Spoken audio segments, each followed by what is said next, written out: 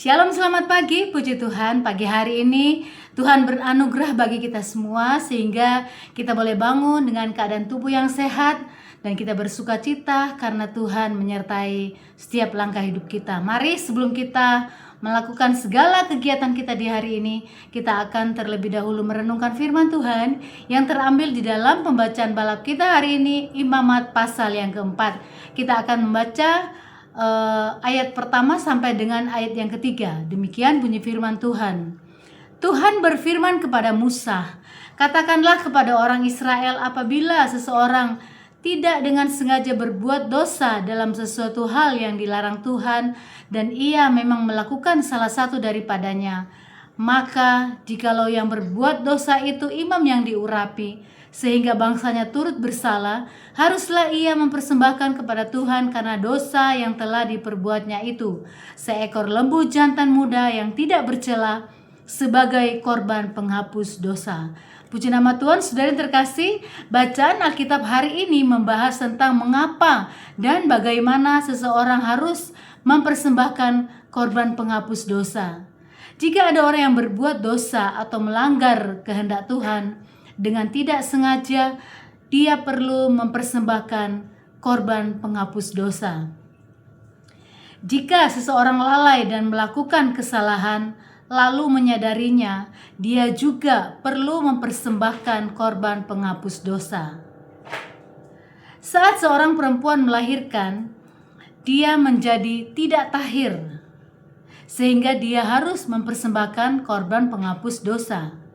Hal yang sama juga berlaku bagi orang yang berpenyakit kusta yang telah sembuh dan menjadi tahir. Jadi saudara, korban penyucian atau korban penghapus dosa bukan hanya perlu dipersembahkan karena dosa yang diperbuat secara tidak sengaja, tetapi juga karena kenajisan. Allah menuntut korban supaya dosa dapat diampuni. Ada dua alasan. Pertama, karena Ia adalah Allah yang kudus, sehingga tidak ada toleransi terhadap dosa. Yang kedua, Dia adalah Allah yang adil, sehingga dosa harus diberi ganjaran. Ganjaran dosa tersebut ditimpakan kepada korban penghapus dosa. Keadilan Allah juga ditunjukkan lewat perbedaan bayaran hukuman. Jenis korban disesuaikan menurut tingkatan sosial. Semakin kaya dan tinggi kedudukannya, korbannya pun lebih mahal.